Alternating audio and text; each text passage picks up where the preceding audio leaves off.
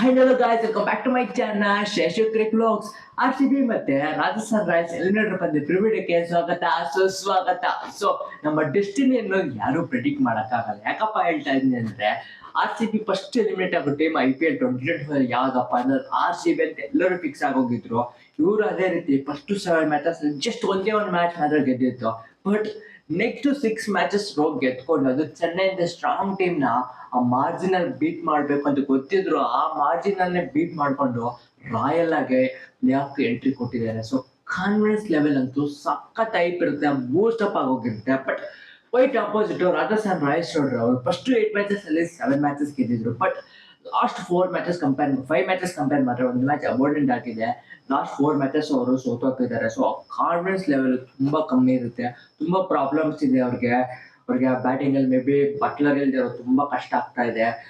ಮತ್ತೆ ಚಹಲ್ ಅಷ್ಟೇ, ಬಿಫೋರ್ ಅವರು ಫಸ್ಟ್ ಹಾಫ್ ಸಖತ್ ಬೌಲಿಂಗ್ ಮಾಡ್ತಿದ್ರು. ಬಟ್ ನೆಕ್ಸ್ಟ್ ಹಾಫ್ ಬಂದ್ಬಿಟ್ರೆ ಅವರು ಡ್ರೆಸ್ ಲೇಟ್ ಮಾಡ್ತಾ ಇದ್ದಾರೆ. ಸಂದೀಪ್ ಶರ್ಮಾ ಆಗಿರ್ಬೋದು, ಟ್ರೆಂಟ್ ಬೋಲ್ಟ್ ಆಗಿರ್ಬೋದು ಅಷ್ಟು ಎಫೆಕ್ಟಿವ್ ಆಗಿಲ್ಲ. ಸೊ ಅದರಿಂದ ತುಂಬಾ ಪ್ರಾಬ್ಲಮ್ಸ್ ಇದೆ ಬ್ಯಾಟಿಂಗ್ ಅಲ್ಲೂ. ಮತ್ತೆ ಶಾಮಾ ಹಿಟ್ಮೇರ್ ಇಂಜುರಿ ಟೆನ್ಷನ್ಸ್ ಇದೆ. ಸೊ ಅವ್ರು ಆಡ್ತಾರೋ ಇಲ್ಲ ಇನ್ನೂ ಕ್ಲಾರಿಟಿ ಇಲ್ಲ. ಸೊ ಅದರಿಂದ ತುಂಬಾ ಅವ್ರಿಗೆ ಕ್ವಶನ್ಸ್ ಇದೆ.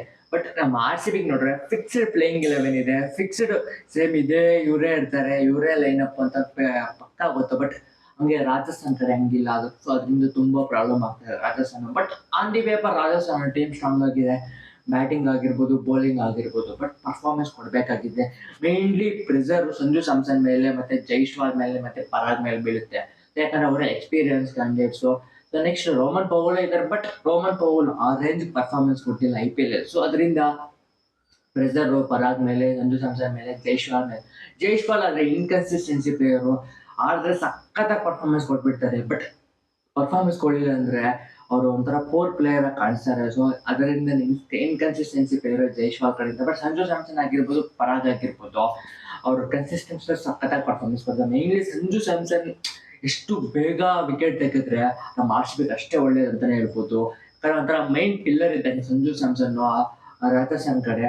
ಸೊ ಎಷ್ಟು ಬೇಗ ರಾಜಸ್ಥಾನ್ ಸಂಜು ಸ್ಯಾಮ್ಸನ್ ಔಟ್ ಮಾಡಿಸೋರು ಅಷ್ಟು ತುಂಬಾ ಒಳ್ಳೇದು ಅಂತಾನೆ ಹೇಳ್ಬೋದು ನಮ್ಮ RCBಗೆ. ಸೊ ನೆಕ್ಸ್ಟ್ ನಮ್ಮ RCB ಬಗ್ಗೆ ಮಾತಾಡ್ಬೇಕು ಅಂದ್ರೆ ಸಖತ್ತಾಗಿ ಬ್ಯಾಟಿಂಗ್ ಆಗಿರ್ಬೋದು, ಬೌಲಿಂಗ್ ಆಗಿರ್ಬೋದು, ಈವನ್ ಫೀಲ್ಡಿಂಗ್ ಅಲ್ಲಿ ಆಗಿರ್ಬೋದು ಟಾಪ್ ನಾಚ್ ಪರ್ಫಾರ್ಮೆನ್ಸ್ ಕೊಡ್ತಾ ಇದ್ದಾರೆ. ಸೊ ಅದರಿಂದ ಒಂಥರ ಕೇಕವಾಕ್ ಅಂತಾನೆ ಹೇಳ್ಬೋದು. ರಾಜಸ್ಥಾನ್ ಬಂದಿರೋದು ಎಲಿಮಿನೇಟರ್ ಪಂದ್ಯಕ್ಕೆ RCB ಅಂತಾನೆ ಹೇಳ್ಬೋದು. ಯಾಕಂದ್ರೆ ಆ ಫಾರ್ಮ್ ಇರೋದಲ್ಲ, ಆನ್ ಪೇಪರ್ ಎಷ್ಟೇ ಸ್ಟ್ರಾಂಗ್ ಆಗಿರ್ಲಿ, ಆ ಫಾರ್ಮ್ ಅನ್ನೋದು ಯಾವುದೇ ಮ್ಯಾಚ್ ನ ಡಿಸೈಡ್ ಮಾಡುತ್ತೆ. ಸೊ ಅದರಿಂದ ಒಂಥರ ಕೇಕ್ ವಾಕ್ ಅಂತಾನೆ ಹೇಳ್ಬೋದು ರಾಜಸ್ಥಾನ್ ಮೇಲೆ ನಮ್ಮ RCBಗೆ. ಸೊ ಬ್ಯಾಟಿಂಗ್ ಆಗಿರ್ಬೋದು, ಬೌಲಿಂಗ್ ಆಗಿರ್ಬೋದು, ಏನು ಪ್ರಾಬ್ಲಮ್ ಇಲ್ಲ. ಏನಾದ್ರು ಪ್ರಾಬ್ಲಮ್ ಇದೆ ಅಂದ್ರೆ ನಮ್ಗೆ ಕ್ಲೈಮ್ಯಾಕ್ಸ್ ಅಲ್ಲಿ ಯಾವ ರೀತಿ ಪರ್ಫಾರ್ಮೆನ್ಸ್ ಕೊಡ್ತಾರಪ್ಪ ಅನ್ನೋದು ಕ್ವಶನ್ ಮಾರ್ಕ್ ಇತ್ತು. ಬಟ್ ಕ್ಲೈಮ್ಯಾಕ್ಸ್ ಅಲ್ಲಿ ಸಖತ್ತ ಪರ್ಫಾರ್ಮೆನ್ಸ್ ಕೊಟ್ಟರು.